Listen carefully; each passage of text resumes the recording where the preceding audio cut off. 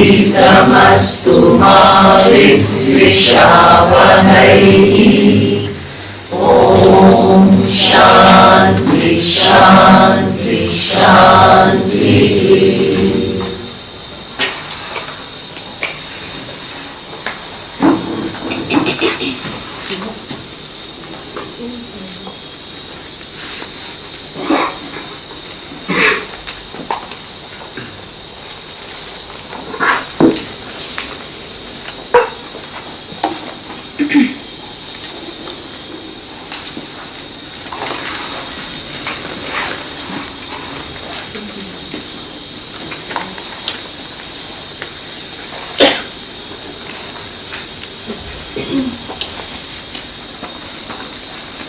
Just this is the teacher in me, I can't let go.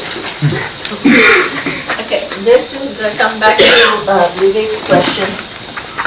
See, what I talked about is, this is the cycle, this is manifest and unmanifest, manifest and unmanifest, manifest and unmanifest. So his question is, why don't you just take this within the creation? Why do you need to talk about cycles of creation? Right? That's what. One thing is very easy, logic. What is the logic? This manifest that I'm talking about, you can start with moment and you can say the previous moment is unmanifest. You can increase the scale by saying minute, this minute, and then it was unmanifest. You can make it into hour and then 1 hour was unmanifest. You can take it as year. This particular unit itself you can go on increasing. You can take century. You can increase to yuga, and you can then start with what? Cycle of creation. This relationship will remain. This unit of manifestation you can start with the smallest unit and go till yugas. This principle remains. Yeah? Okay. So we should not, so what it means is, you cannot, when people talk about manifest and unmanifest, we generally think it's only these cycles of creation. Actually it applies all the way. Yeah? Okay.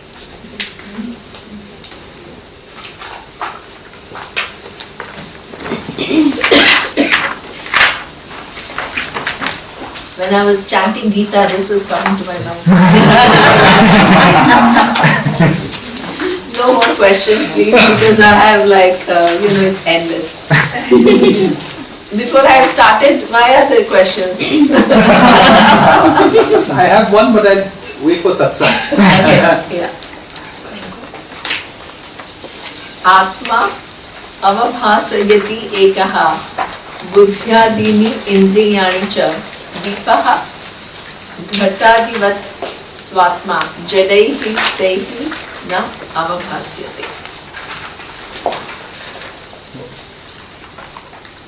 What does this mean? Who wants to read? Yeah. Which illumines the intellect, etc., and the sense organs, just as a lamp illuminates pots, etc. Because they are inert, they cannot illumine themselves. Okay. So this imagery uses yet another, this verse uses yet another imagery.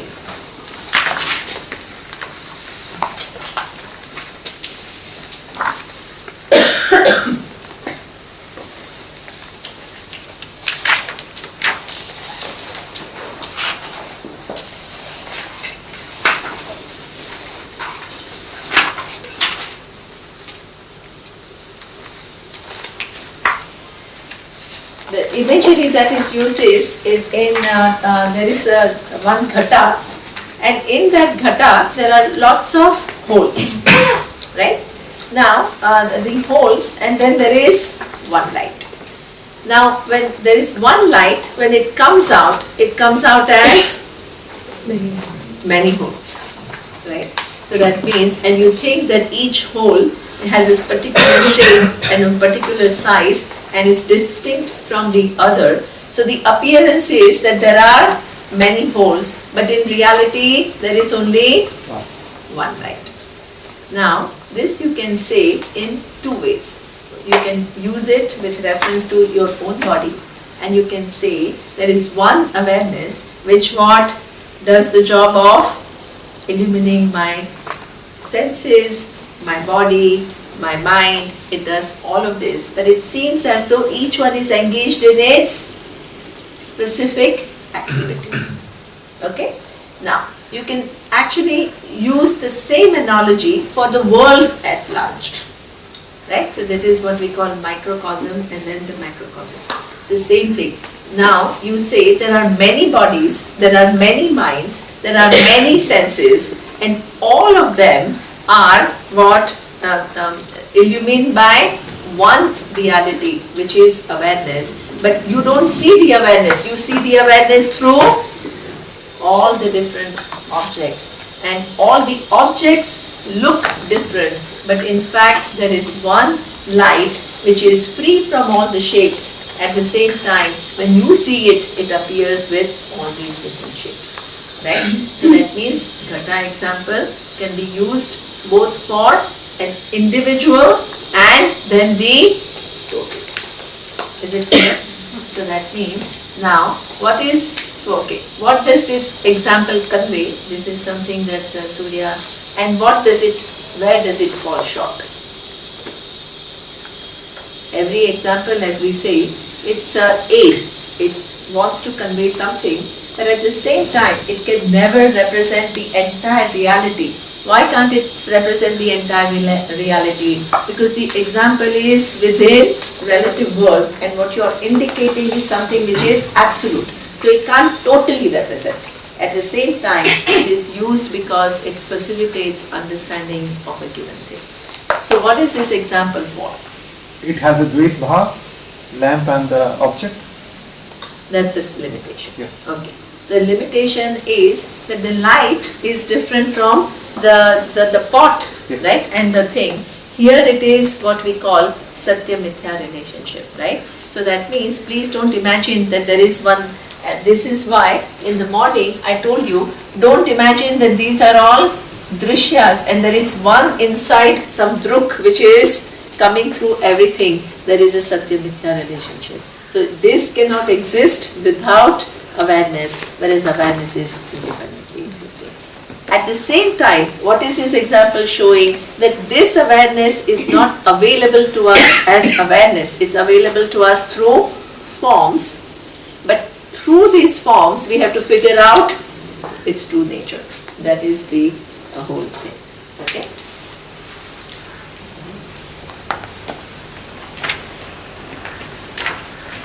Okay. Now, the next one. 29. Svabodhe na anya bodhe ichha bodha rupa tayatmanaha na dipasya anya dipeta ichha yatha swatma prakasham. Okay. What is it saying? To know the self, there is no need for another knowledge, because Atma itself is in the form of knowledge. A lighted lamp does not need another lamp to reveal itself, as it illumines itself. Great. So now, this is an interesting example. What is it saying? It's showing one thing, right? So now, what is the thing? The appearance is, you see many. So imagine a pot which has many holes and there is a light, right? So now you are seeing what? Many lights and of different shapes, right?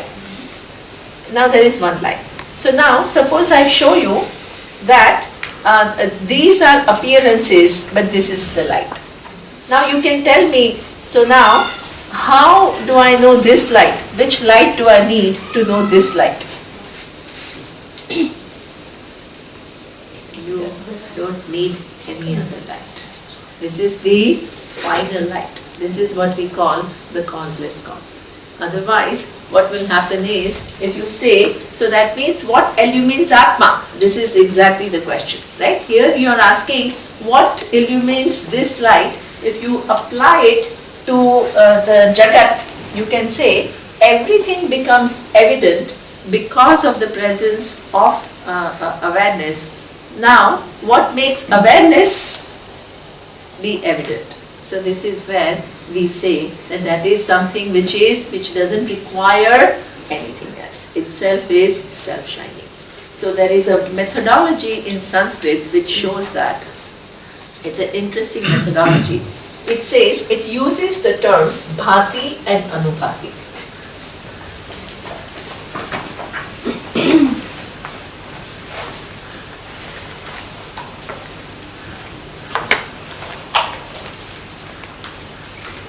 So that means in this you try to get to the final source of so-called light. Light means something in whose presence everything happens. Suppose I say, I see the object. Okay? So that means, does the object shine or it shines after? So what does it mean? In order to see the object, you need the sunlight. First of all, you need a sunlight. Suppose there was a complete darkness here and there was an object and your eyes were open, but you will not be able to see it. So that means, now I think that the object pot is shining, but actually the pot is, what is shining is the sun, and what shines after is the pot. Okay. Now, the next step. Suppose the sun is shining, but your eyes are closed. Is the sun shining? Sure, sun is shining, but for you. No.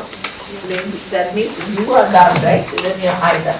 So that means, now the sun, anubhati, and what is bhati? Your eyes. I mean, just for you. Please don't think for everyone else. We are not talking about the subjective world. We are just talking about, we are trying to come to this final light in whose presence everything is possible. Right? So please don't think that we are living in a subjective world, that only because you are seeing it, therefore sun is shining. That's not the example. Right? But for you to see the shining sun, you need what? The eyes. So that for means you to say that, yeah, this there is the the sun. sun here, this is the sun, you need which is eyes. shining. Right? So now, sun has become anubhati and eyes have become bhati. But if your mind is what, so for example, not at all thinking about a given thing, then what? The eyes cannot do their job. So suppose you have, people have what? All kinds of, you're in coma, for example. Right? What happens? The eyes are working but you don't see. So that means, now the eyes are what? Anubhati, and the mind is bhati. Then the mind itself, right, like in deep sleep or whatever, it's there, but no, I didn't make that example. So the mind, whether the mind is there or not, how do you know? In deep sleep, I don't have what, any thoughts. Then in waking, I have so many different thoughts. In dream world, I have yet another world of thoughts. So that means that is now the mind and its conditions are anubhati. You need final bhati, which is awareness. Now suppose you ask the question, what makes awareness be known by me? It's like asking, what illumines the lamp? So this is what it says. This is self-shining. It doesn't require anything else.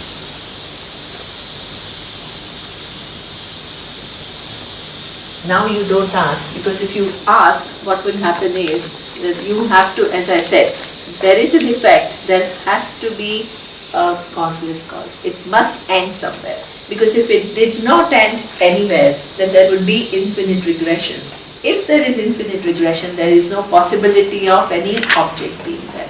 The very fact that there is an object, it means that there is a causeless cause. So this is what we come to, causeless cause. You don't need anything else to know this. This is what we call self-shining. This is called swataha siddhaha. This is why in the tradition we call it swataha siddhaha. Svata Siddha means self-evident. It is shining in its own glory. You don't need anything else to illumine that. So what is the Shastra doing? Removing your ignorance, so this self-shining awareness is something that you recognize. What's the meaning of bhakti? Sorry? What's the meaning of bhakti? Okay, oh good. Okay, this is shining after and this is shining. Means? Yeah. Bhati and Anubhati.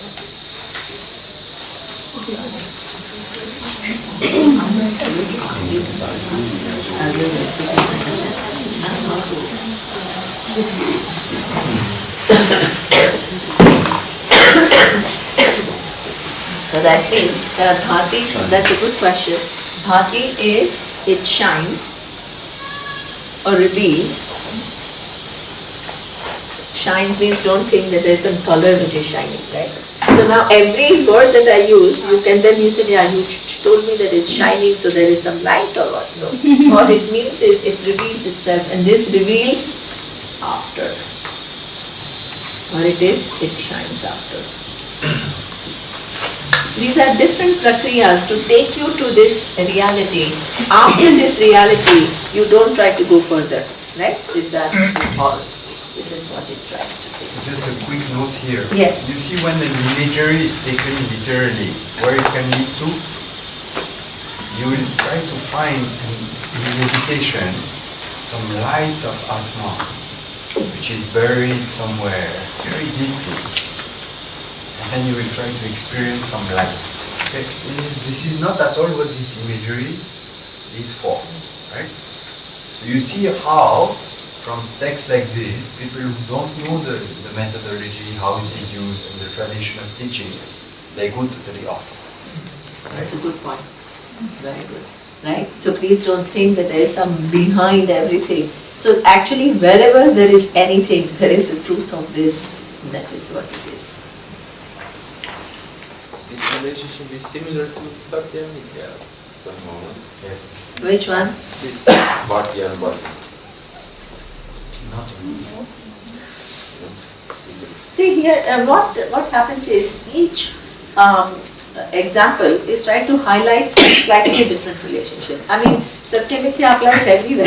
The thing is, otherwise you need only one thing, Satya Mithya, and I don't need to explain all of this. So what happens is you have to see what is what this imagery, what is it additionally, how is it aiding you to understand the relationship. Because the point is, we are always trying to find what illumines this. That is the point, right? So now what it wants to show you is, this is the final thing which is self-revealing. There is nothing which is after that. You don't need something else to reveal it. It is self-revealing. Is it clear? So the point of example has to be understood clearly. Okay?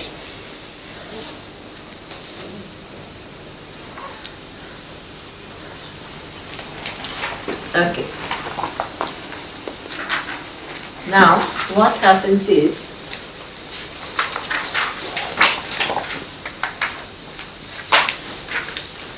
okay, now, this verse can also be taken as, suppose you know the nature of Atma, suppose you use the pramana. Swabodhe means when you wake up from the kind of ignorance, and you come to this self-shining Atma, self-revealing Atma, and suppose you understand it completely, not partially, right? We saw either it is growing clarity or it is a complete clarity. After that, do you need to do anything to make it your own? No.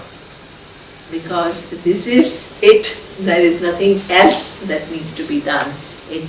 Atma is limitless, and that is something that is clearly known by you. After knowing, what should I do is not the question. So that is, anything that you have to do is before the knowledge takes place, to prepare yourself for the knowledge. After the knowledge takes place, you have actually shifted the paradigm. What is the shift of paradigm? You have moved from I am an individual to what? I am the whole. I am that which is the basis of the whole universe, and the whole universe depends upon me. After that, what is there to do? And that awareness doesn't have any action. It is attribute free. So what do you have to do? Think about it. So that means, until then only, so what will happen? All these questions will go. Why? Because Atma is actionless. So you can't ask what will happen after I know. All the questions, that means some action will remain. Something still needs to be done. All these questions come from non-understanding of the nature of Atma. All these questions will disappear, right? Because Atma is discovered to be actionless. Short question. Okay. Does complete understanding mean that you never fall out of this knowledge in like day-to-day life? Yeah, no, it cannot, right? I mean, can you say, one day I understand I'm limitless, next day I don't understand I'm limitless, and I'm falling out. Where will you fall out of limitless? Where is there to go? Tell me. Yeah, I mean, between to understand it in theory and to live it in every moment of your life. So that is not called. See, the thing is, when you, what is chapter 12 of Gita? Please don't make me repeat everything again and again and again. Because what am I doing? 12th chapter of the Gita, what is it for? To prepare yourself. What does it mean? Your attitudes have to change. Your emotional life has to change. The way you act, what you take into account when you act, that has to change. Swadharma has to become at the center.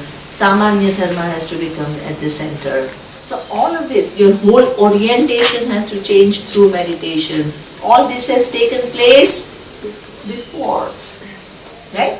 In order for you to become eligible for this knowledge. So please don't think after the knowledge, you are right, there is sometimes that the mind by nature is limited. So that means if you want some perfection at the level of mind, that you can keep on refining it further and further. There is no end to it actually, right? But the knowledge is you have moved from mind being your reality to Atma being your reality. And what you do with the mind will continue, but you'll never mistake what's happening where, right? That's called knowledge. So as I said, right, you have understood eyes don't get cataract, the mind doesn't get cataract when eyes get cataract.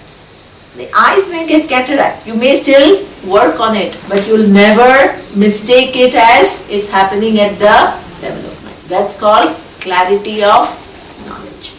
Wrong attributions go once and for all.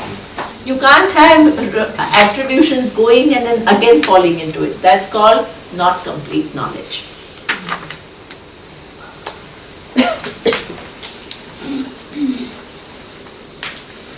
Nishidhya nikhilaha upadhi na iti vakyataha vidyat aikyam mahavakyehi jivatma paramatmano.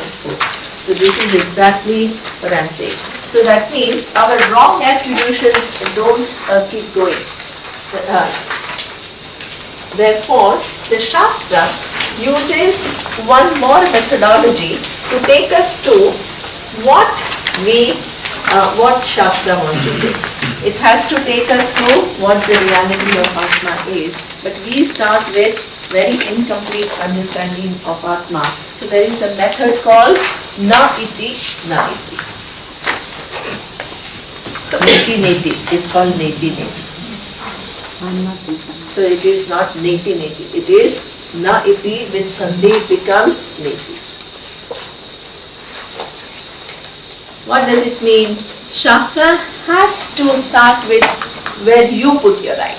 Right? It can't start with what it wants to say, because what will happen is whatever it says you will impute it where you think Atma is. So it has to start with na iti na iti. What does it mean? Your sense of I is in the body. So it has to tell you it is not this. When I talk about Atma which is limitless, I'm not talking about body being limitless. Right? Then senses.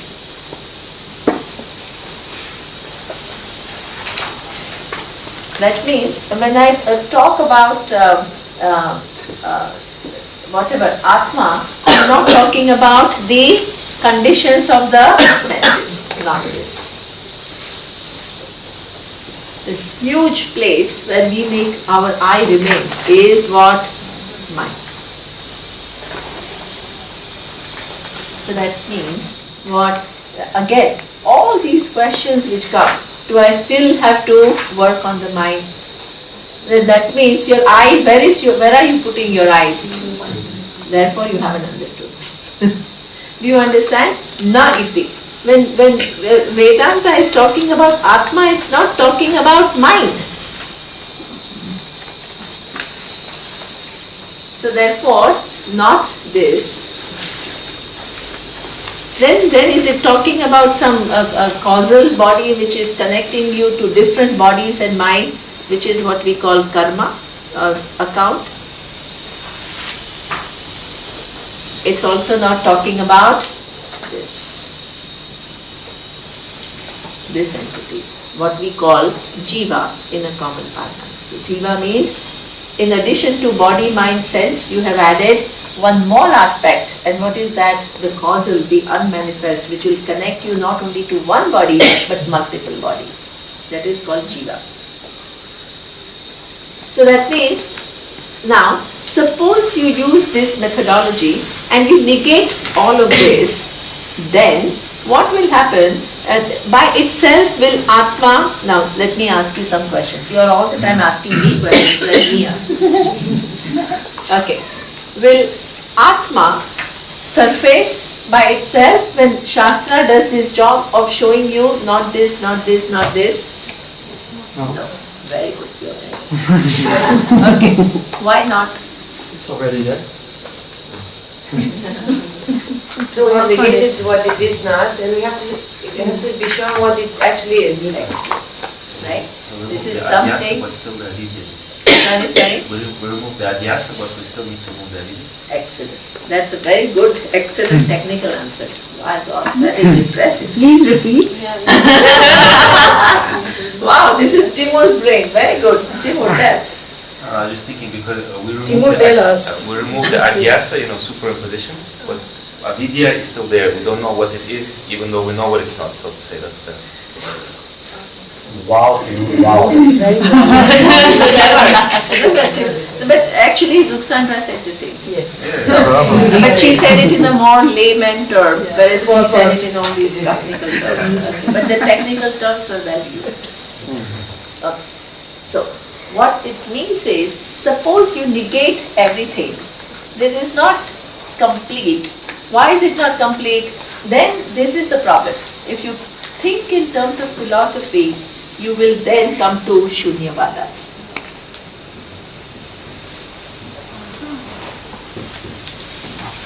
It's nothing. It's not this, it's not this, it's not this, it's not this. So now, what is the final reality? It's nothing. There is a whole big philosophy, Shunyavada. So that means the Shastra doesn't only have to do the job of telling you what it is not, it has to now show you what it is. You need to know what it is then. If all this is what you thought it is, if it is not, then it still has to do the job of revealing then what it is. This is why we have the words called Satyam, Jnanam, Anantam Brahma, Prajnanam Brahma, Tattvamasi. These are all, they are called Mahavakya. What is Mahavakya? The job of Mahavakya, after having used this prakriya to, now let's use Timur's term, removed your adhyasa, wrong attribution, it now has to remove your avidya about what the nature of Atma is. So therefore, you need Mahavakyas. What are Mahavakyas doing? Mahavakyas are showing you now what the nature of Atma is. So all the Vakyas were there. There were many sentences, but why is this called Mahavakya? Because this actually does the job of revealing what the nature of Atma is. Everything else was a preparing ground. All this was attacking Adhyasa. I love it, Timur. Everything else, I never thought about it like this. It's clever. So everything else is attacking Adhyasa. Now it is doing the job of revealing the nature of Atma. And this is why it is called Mahavakya. Mahavakya shows you who you are directly. Okay. So this is what he says. What?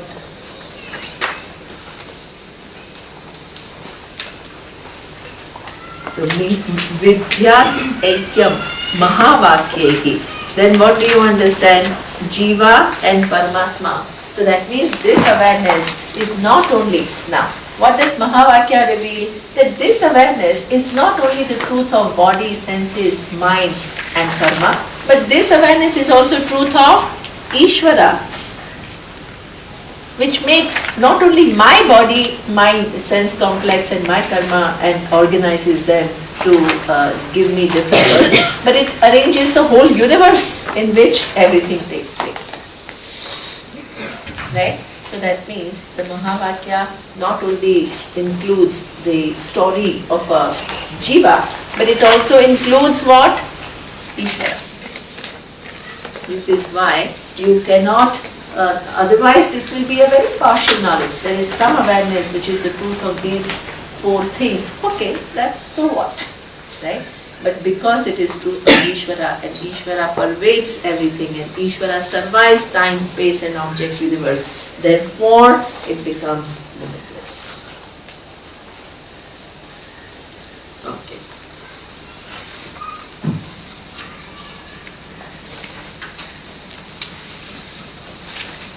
Avaidhikam shariradi drishyam budbudvaksharam etat vilakshanam vidyat aham brahma iti nirmalam.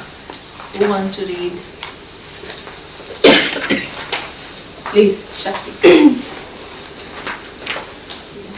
The body, etc., up to the causal body, are perceivable objects, perishable as bubbles. May one know, I am different from all these. I am the ever pure Brahman. Okay, excellent.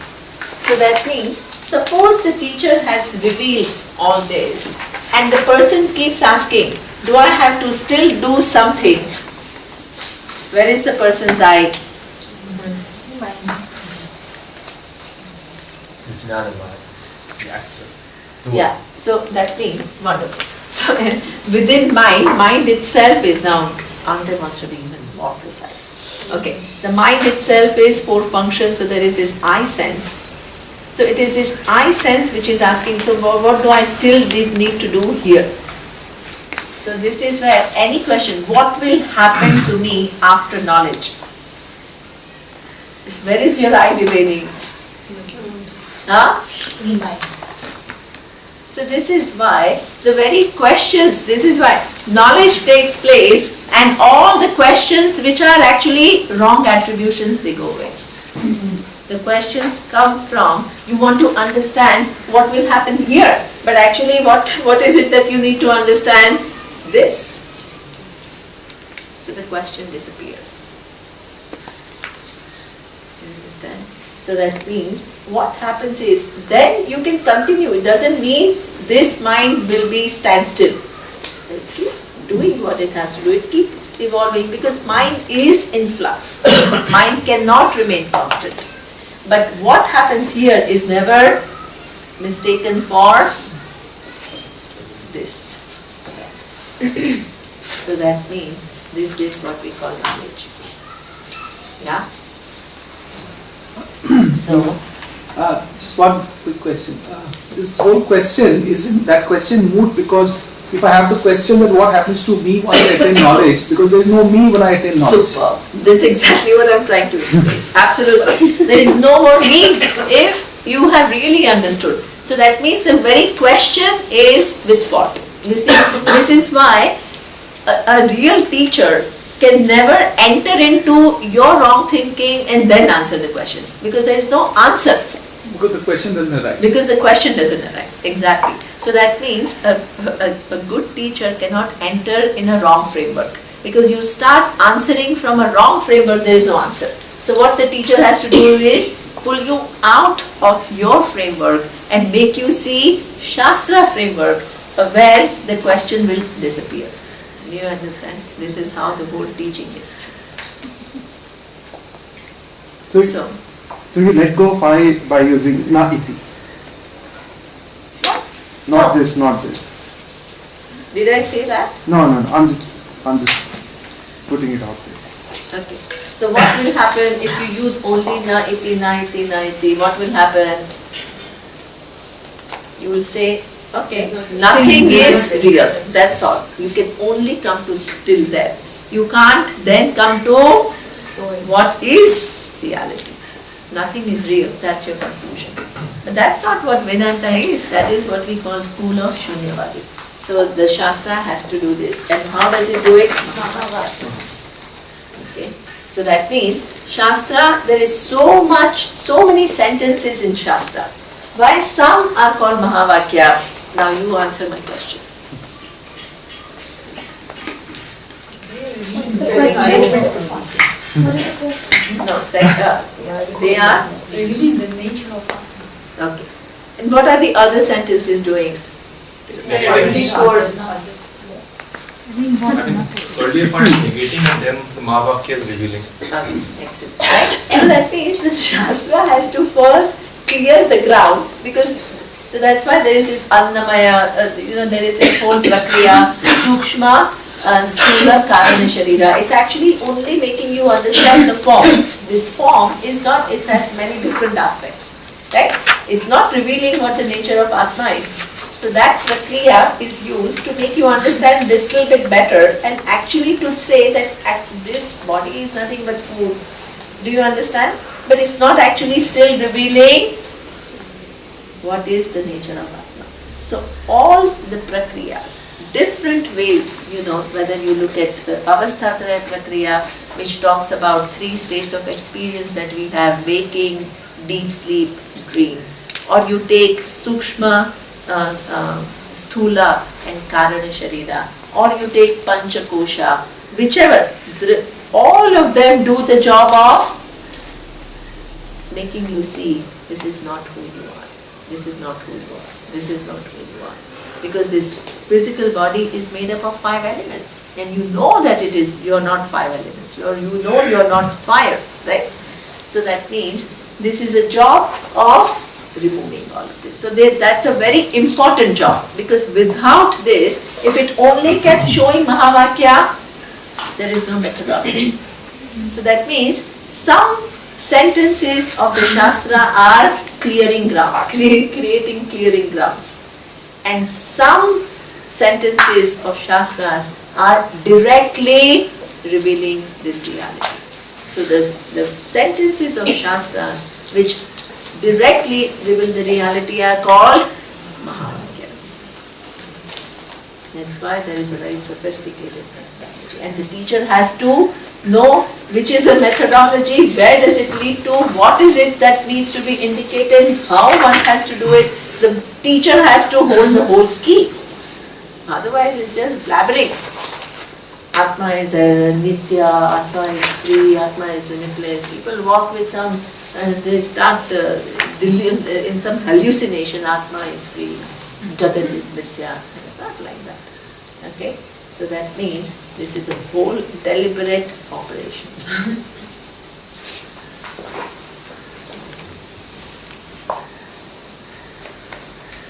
Okay. So that means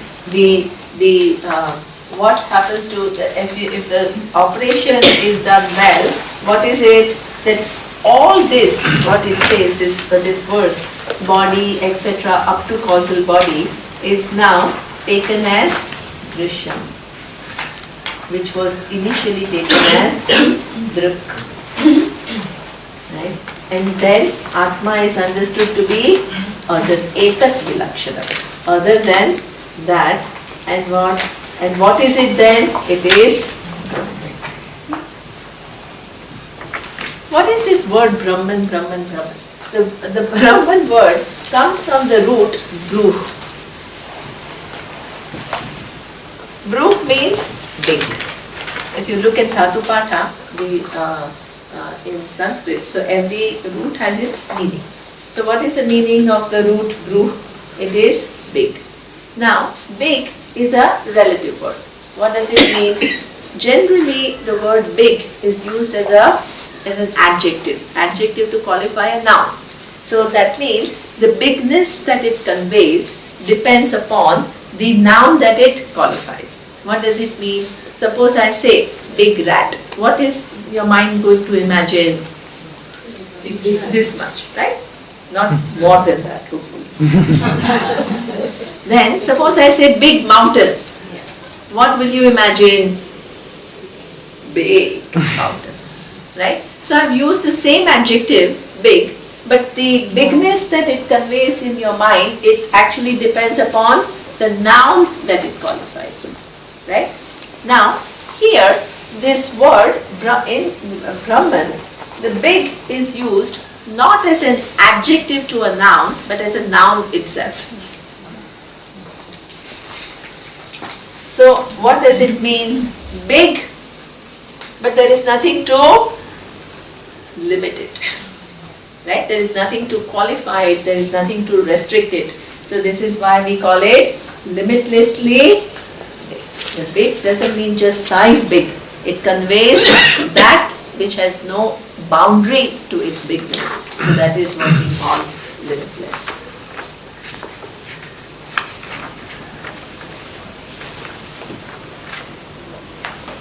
So that means if you use the Shastra, all this will be understood as Drishyam, and what you will understand with Mahavakya is, this is my true nature. From which what will happen to me, how will I see the world, what will happen to my mind, all these questions will disappear, because all these questions are asked from this entity, my sense.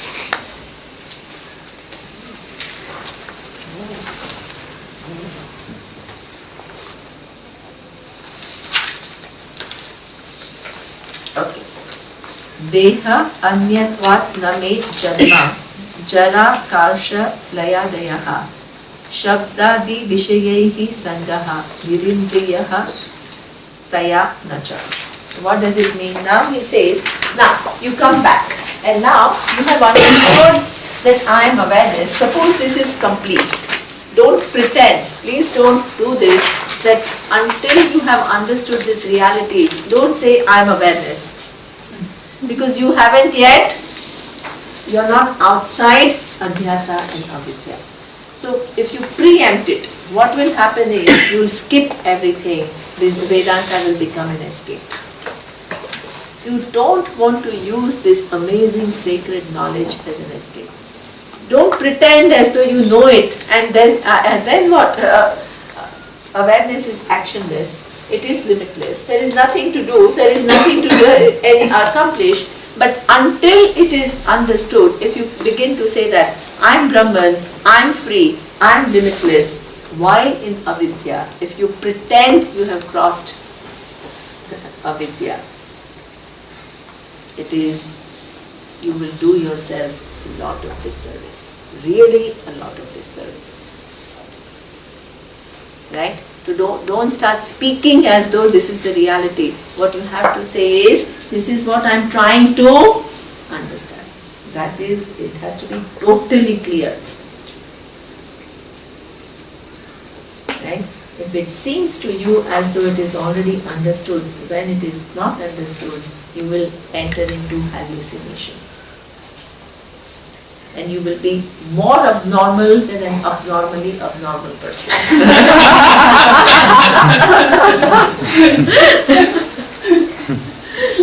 And the worst thing is you'll think you're wise. So that means it's like ignorance compounding to some crazy levels. So you don't want to be that person. Okay? So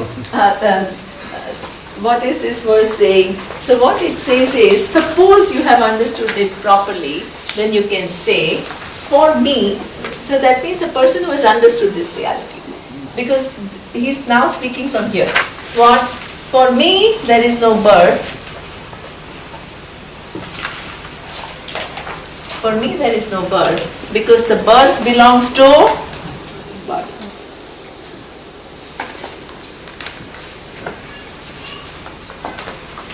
The birth belongs to body, and the body is designed in a way that it will go through its own stages.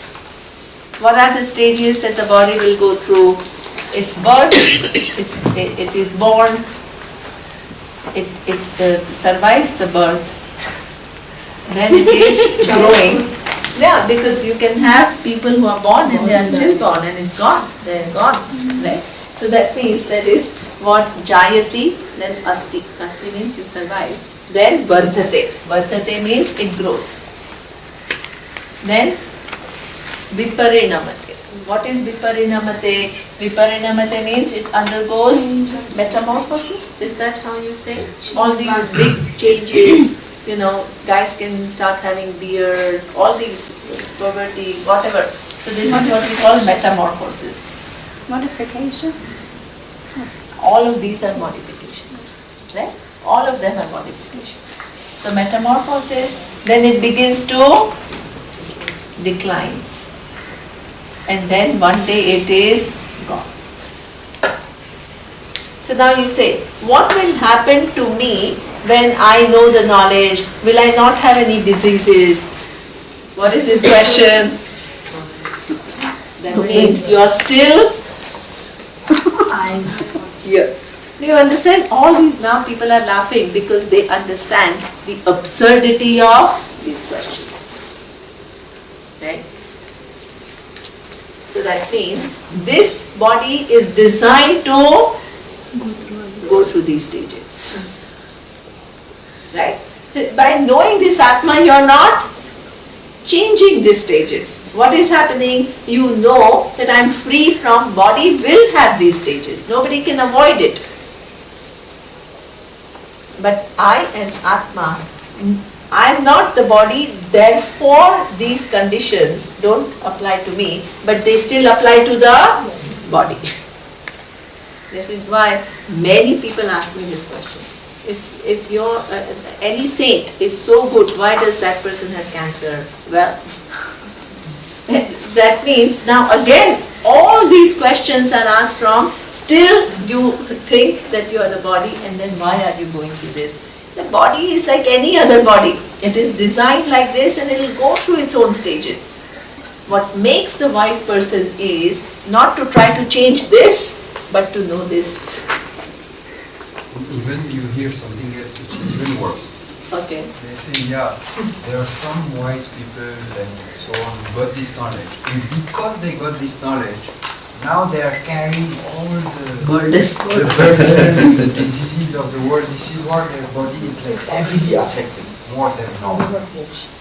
Here also, see, again more, even more confused. You have heard this one? Yeah. Okay.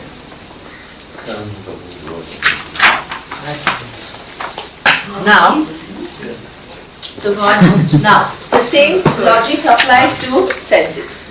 What is the senses? The senses will have their job to do. So the eyes are designed in a given way. Just as the body is designed in a given way, the eyes are, or eye is just one representation for senses. Right? Eye is designed in a way that it takes a few years for the eyes to form itself. I don't know, a few months or whatever, for you to see the forms, and then it goes on declining, and then in between you may have to wear glasses. But by the time you're in your 40s, definitely most of the people have reading glasses.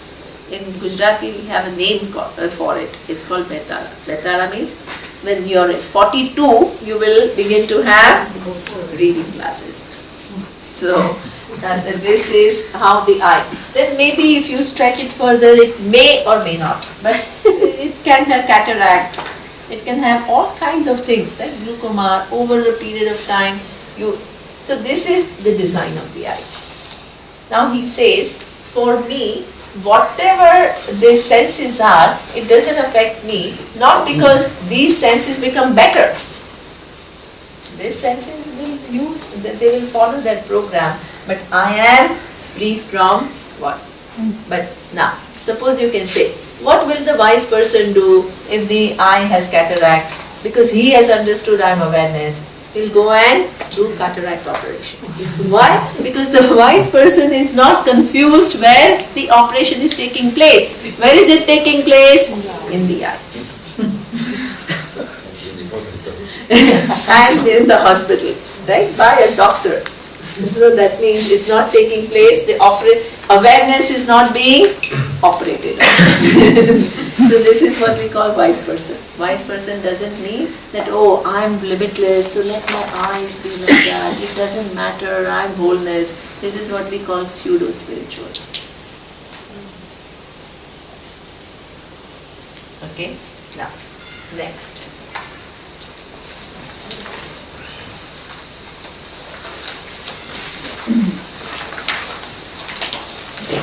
Amana tvat name dukkha raga dvesha bhaya dayaha apranaha hi amanaha shubra ityadi shruti shasana.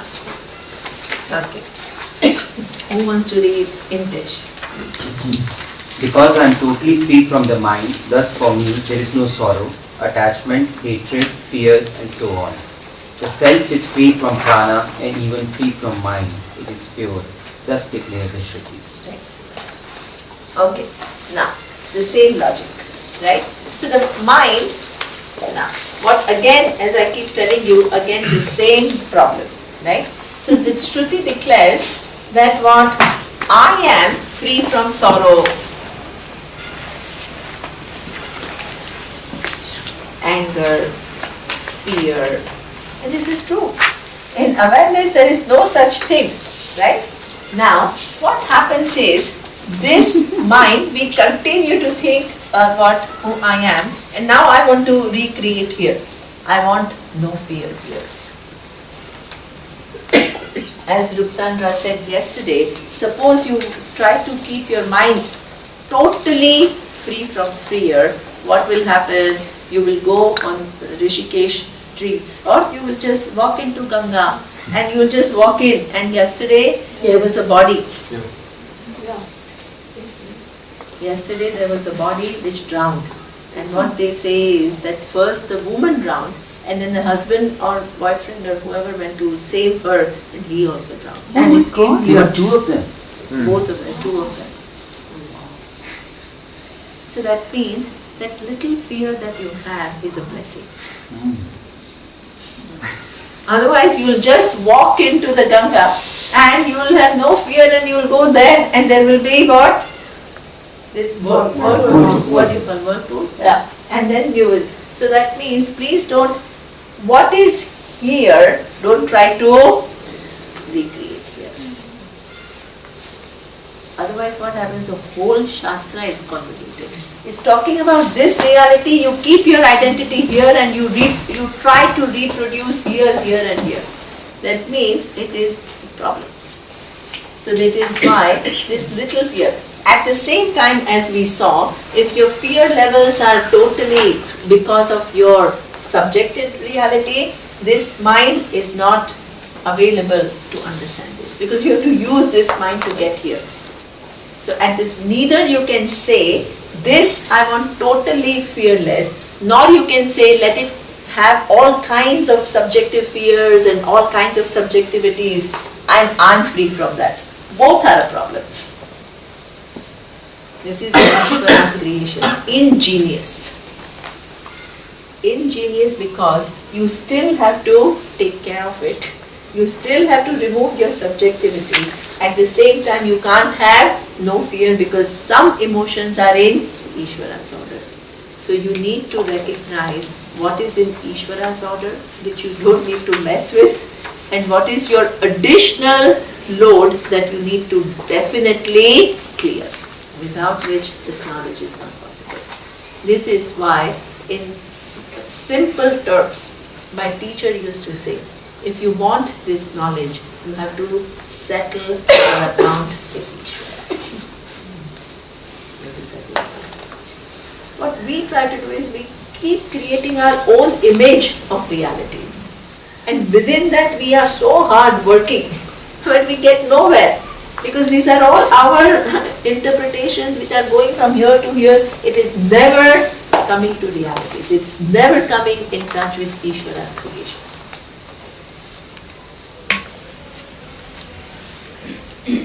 So that means from, this is what Swamiji used to say, from Jiva Srushti, from all your imaginations to Ishvara Srushti. Jiva Srushti means it's fraught with all your opinions, all your attributions, which is all over the place. From lot of fear to I want to achieve no fear. That is your imagination about how you get to reality. What is the reality? You can't totally avoid emotions, but what you can do is what? Take out the subjective part in that emotion. So that means you have to come from Jiva Srushti to Ishvara Srushti. What you can avoid, what you cannot avoid, all this you have to be clear, because there are laws which govern that. Once you come to Ishvara Srushti, then you are ready for, your mind now is ready for Paramatma, the truth of Ishvara, which also happens to be truth of you. This is the truth. So this is why he says that that there is no fear for me, there is none of this, because I am not the mind. But you can't say this before you know it. Because until you know it, you are here. You can't pretend to be here. Right? So this is what he says, I am free from being mind. So any conditions of the mind, whatever happens in the mind, are not my attributes.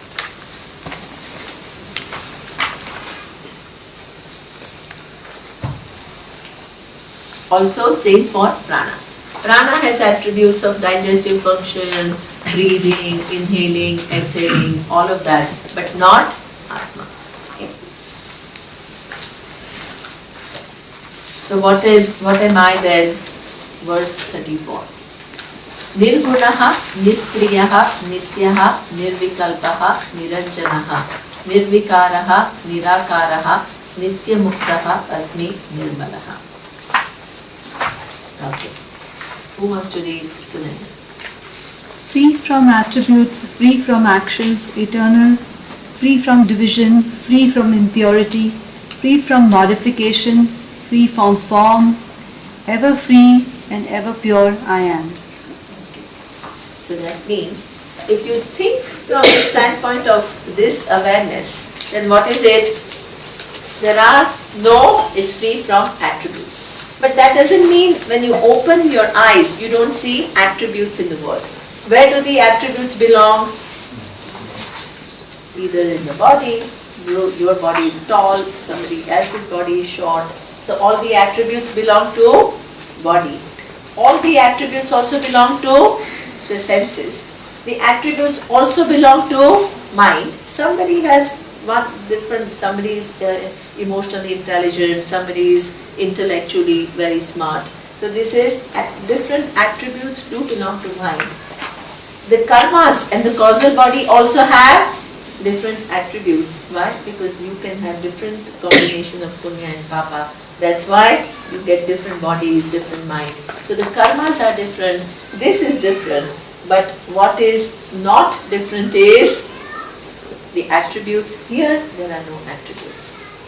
Awareness has no attributes. So this is what we say, awareness, it is free from actions. Where is it all? Where are the actions happening? Here. In fact, in order for actions to happen, even it cannot happen at yet the causal level. Causal means what? It's yet to manifest. So where does the action happen? Actions only happen here. Right? So that means you have a free will, you choose, you use your senses to get the data, you use the body to act. Where do the actions happen? Here. All three, here actions happen.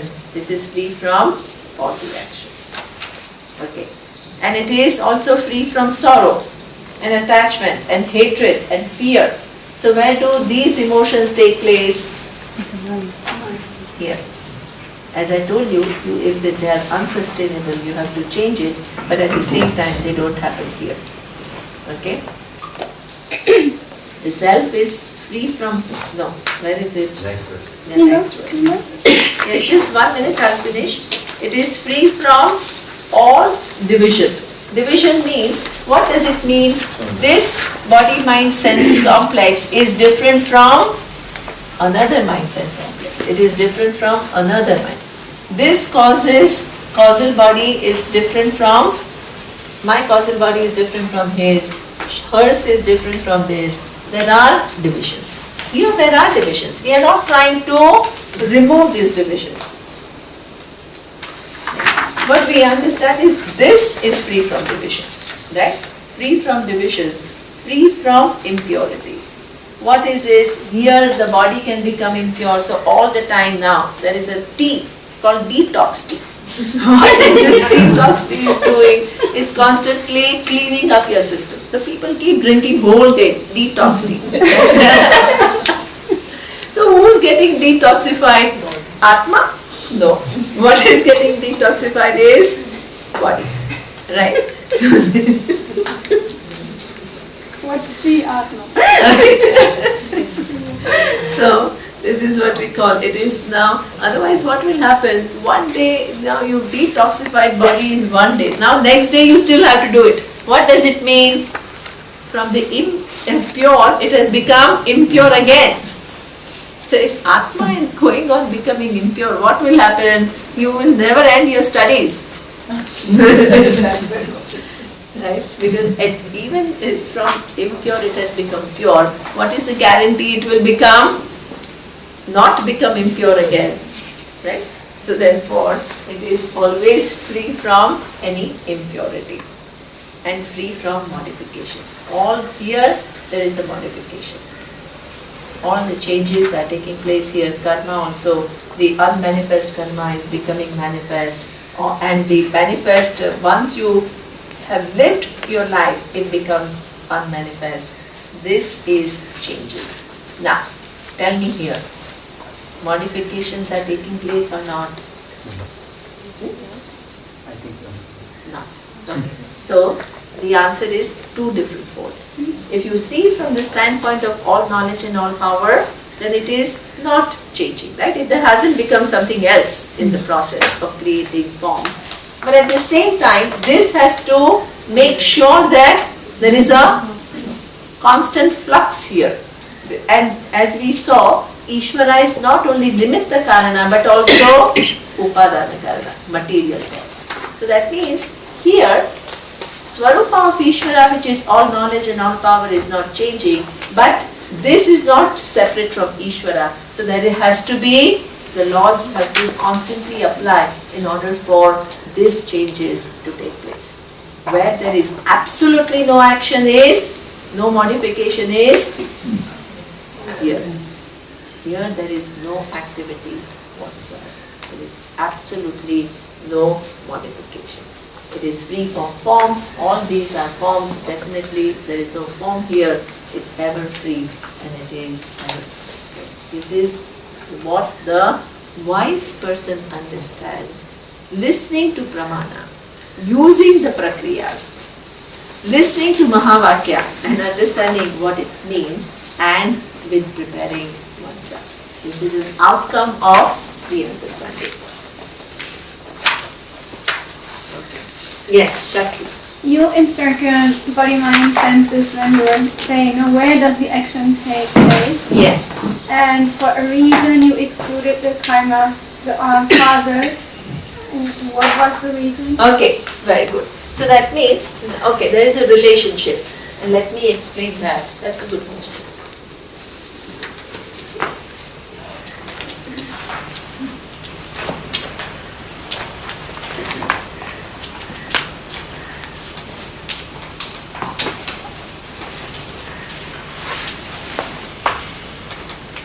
Okay, so let's re-understand karma a little bit more zoom in. So the first time when we talked about physical body, we talked about sanchita karma, right? We talked about sanchita karma. So karma means, first of all, karma doesn't mean that first you have to be clear about what we are talking about when we talk about karma. Karma doesn't mean physical motion. That is not karma. Karma is what we say purusha karma. That means when you are using your free will, then there is a consequence. What does it mean? Suppose a machine is running, that is not called karma. The person who has started the machine, yes, that is a karma because it's using the free will. But the mechanical motion is not called karma, right? So that means karma requires a karta, doer, right? And that doer is using the faculty of choice. If the doer was totally programmed, then also there are no consequences. But here, when you have the capacity to do one thing, not to do something else, or to do it differently, then you have a faculty of choice. So that means there are more than one options of what you can do in a given situation. And when you collapse that choice, then you perform a karma. That means out of all these different choices, I have collapsed this choice. This is called your choice of action. Okay? There are many choices. You could have come to Rishikesh. You need not have come to Rishikesh. You could have just gone to Gurgaon to visit Aparna, or you could have gone back to Germany. This is what we call faculty of choice, right? After your program, you had choices. This is called faculty of choice. So how did you use? You used your faculty of choice. You had more than one option, and therefore, out of these many different options, you chose to come here. That is called faculty of choice, right? Now, every choice that you make will have two results. One is seen and unseen. Seen is, okay, I love Rishikesh, but at the same time it's too cold. All kinds of seen results, right? Then the unseen result, and maybe something that you learn will help you maybe 10 years from your life, and it will really help you to solve something. This is what we call unseen result. Okay? Now, what happens is, now the first thing, how did this karta with a given body come in the first place? Because having come, it is using the faculty of choice. But how did it come in the first place? Right? So this is why you need to explain that, and we explain through karma.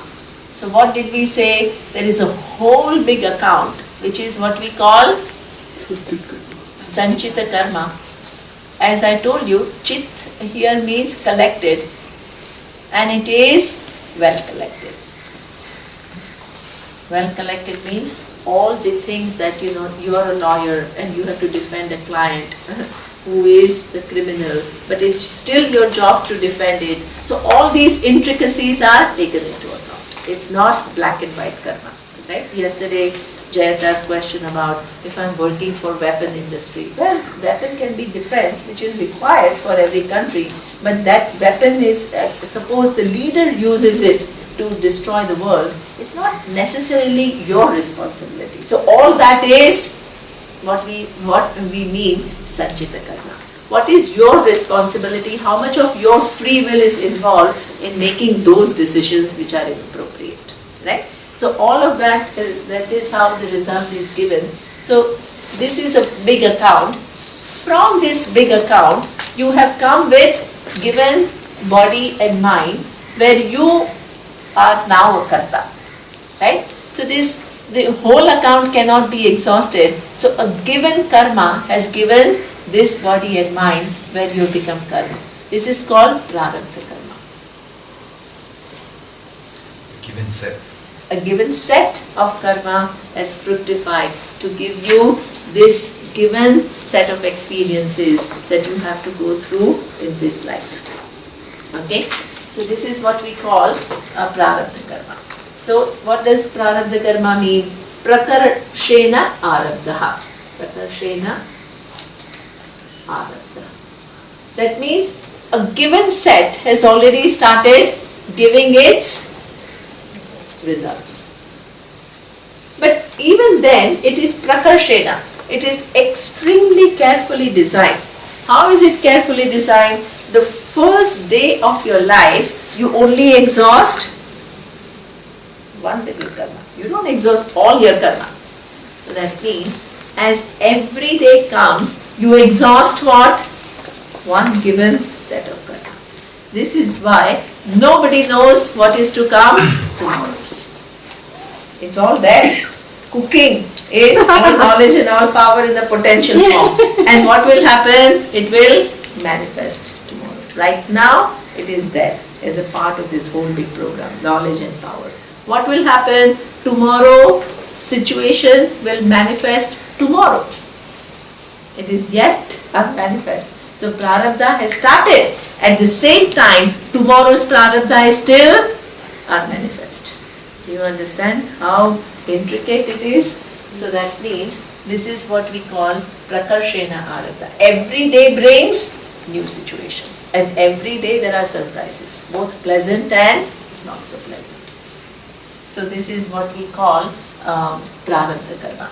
So what is whole life meant for is, in this whole life, your set of karmas for which you have taken this physical body and mind, they will be exhausted. This is the thing, right? So all these karmas that have already started during your lifetime, they have to exhaust. But now, as the situations arise, you don't just witness the situations, you also have to respond to those situations. So when situations arise, you still are a karta, and you have to use your faculty of choice to perform an action which themselves will have unseen result. So not only you are exhausting karma, but you are also accumulating new one.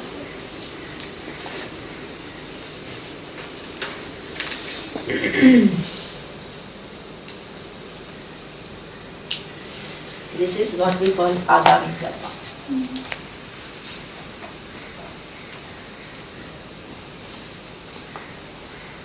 So the prarabdha is getting exhausted, but agami karma is getting accumulated. So in that sense, it is also modifying. Yes, it is modifying. But immediately, this right now is what it is, but what will happen is, when you die, this agami karma which is accumulated in this lifetime will reach Sanchita karma. So then at that time even this will be modified. Right? And then from here some other karma will exit to create a new body. So then again this will be modified. This is why you are living in a universe which is constantly in a flux. This is why you cannot postulate, oh, Ishvara is everything, so everything is fixed, everything is destiny. It's not. It's constantly changing, and it is giving you infinite opportunities of what you can do in your lifetime. And you can change totally the trajectory of your life. You can change completely. So this is why not only the physical body, mind, senses are modifying, but also it's true that the karma are also modifying, because there are constantly new ones accumulated and old ones exhausted. Okay? But Sanchita karma as such during this lifetime maybe remains the same then at the end of the life, because some of it may be exhausted here itself. So what enters the main pool of karma will be decided as to, because adrishta phalam doesn't mean it has to take place in the next life. It still can take place within this life itself. Right? So that means 10 years from now somebody helps me because I helped somebody. So that adrishta phalam got exhausted in this life itself. So then there is no need for it to go to sanchita karma. Whatever is not exhausted will go here. So sanchita karma will be the next prarabdha. Excellent. Next set of prarabdha karma. Absolutely. Okay, so everything is under flux. Okay, that's it. 1:30. Purnamidam Purnat Purnamudachyate Purnasya Purnamadaya पूर्णमेवावशिष्यते ॐ शान्ति शान्ति शान्ति